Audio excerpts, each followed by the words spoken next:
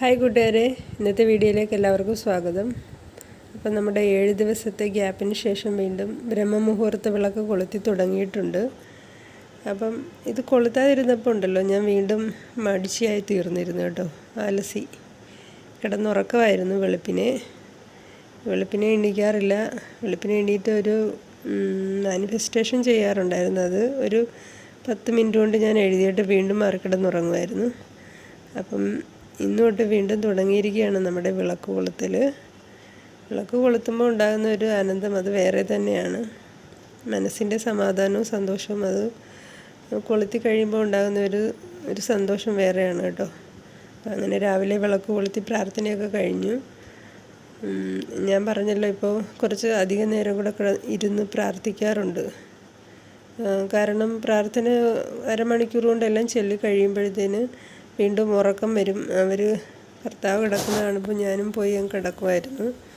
കാരണം എണീറ്റിരുന്നാലും അവരുടെ ഉറക്കം ഡിസ്റ്റർബ് ചെയ്യണ്ടല്ലോ എന്ന് കരുതി എന്തെങ്കിലുമൊക്കെ ജോലി ചെയ്യാൻ പോയാൽ പിന്നെ അവർക്ക് ബുദ്ധിമുട്ടാകും. അത് കാരണം ഞാനും മാറിക്കിടന്നങ്ങ് ഉറങ്ങുമായിരുന്നു.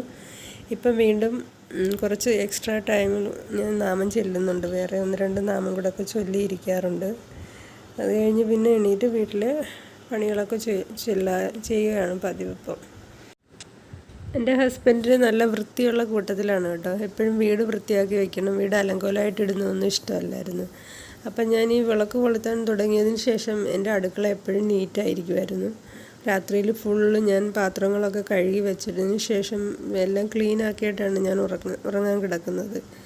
അപ്പം നേരത്തെ ഒന്നും ഞാൻ അങ്ങനെ ചെയ്യാറില്ലായിരുന്നു. ചില ദിവസങ്ങളിലെങ്ങാനും കഴുകി വെച്ചാലായി. ബാക്കിയുള്ള ദിവസങ്ങളിലൊക്കെ ഞാൻ രാവിലെ എണീറ്റ് ചെയ്യുകയാണ് പതിവ്. രാവിലെ എണീറ്റാലും നമ്മൾക്ക് ടിഫിൻ ഉണ്ടാക്കുന്ന തിരക്കിൽ ഈ പാത്രങ്ങളൊക്കെ അവിടെ കിടക്കും. ബാക്കി ടിഫിനൊക്കെ ഉണ്ടാക്കി വെച്ചതിന് ശേഷം മാത്രമാണ് ഞാൻ ഈ പാത്രങ്ങളൊക്കെ കഴുകിക്കൊണ്ടിരുന്നത്. അപ്പം നമുക്ക് ഇപ്പം അത് ക്ലിയറായിട്ട് ചെയ്യാൻ തുടങ്ങിയപ്പോണ്ടല്ലോ, അതിൻ്റെ വ്യത്യാസം നമുക്ക് മനസ്സിലാവുന്നുണ്ട്. രാവിലെ എണീറ്റ് അടുക്കളയിലോട്ട് വരുമ്പോൾ തന്നെ ഒരു വല്ലാത്ത സന്തോഷമാണ്. ഫുള്ള് കിച്ചൺ ക്ലീനായി കിടക്കുന്ന കാണുമ്പോൾ. പക്ഷേ അല്ലാത്ത സമയങ്ങളിലൊക്കെ നമ്മളത് ശ്രദ്ധിക്കാറുണ്ടെങ്കിലും വൃത്തികേടായി കിടക്കുമ്പോൾ അത് വൃത്തിയാക്കി വെക്കാമെന്നുള്ളൊരു ചിന്ത വരുന്നതല്ലാതെ അത്രയും അങ്ങോട്ട് നീറ്റാക്കി വെക്കണമെന്നുള്ളൊരിതില്ലായിരുന്നു. പക്ഷേ ഇപ്പം ഞാൻ ഈ വീഡിയോ ഒക്കെ ഇടാൻ തുടങ്ങിയതിന് ശേഷം ഞാൻ വീടൊക്കെ വൃത്തിയാക്കി വെക്കുന്നുണ്ട്. എങ്കിലും മെയിനായിട്ട് കൂടുതലും എൻ്റെ അടുക്കള മാത്രമാണ് കേട്ടോ വൃത്തിയായിട്ടിരിക്കുന്നത്. ബാക്കി പാർട്സൊക്കെ ഇപ്പോഴും ക്ലീൻ ആക്കാൻ ബാക്കിയാണ്. ഞാൻ പറയാറില്ലേ, നമ്മുടെ ചില ഫ്രണ്ട്സിൻ്റെയൊക്കെ വീട്ടിൽ പോയിട്ട് വന്നു കഴിഞ്ഞാലുണ്ടല്ലോ, 2-3 ദിവസത്തേക്ക് പിന്നെ എനിക്ക് പോസിറ്റീവ് എനർജി ആയിരിക്കും. ഞാൻ അന്നേരം വീടെല്ലാം ഫുൾ ക്ലീനാക്കി വെക്കുമായിരുന്നു. ഇനിയിപ്പോൾ യൂട്യൂബ് ചാനൽ തുടങ്ങിയതിന് ശേഷം ഞാൻ ആലോചിക്കുകയാണ്, എനിക്ക് ഒരുപാട് മാറ്റങ്ങൾ വരുന്നുണ്ട്.